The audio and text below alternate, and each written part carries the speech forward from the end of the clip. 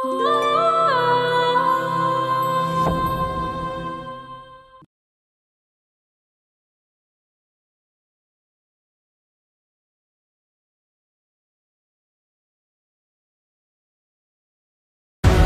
ফালা, তাহলে ঘর থেকে তোর পল্লা নামাই দেব।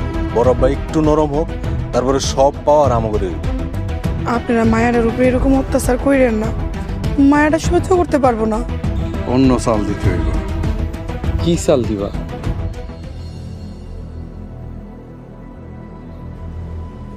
তোমরা সবাই বাইরেটা খুব সুন্দর করে সাজাও, অনেকদিন পর মরণ বাড়িতে বিয়ে হইতেছে।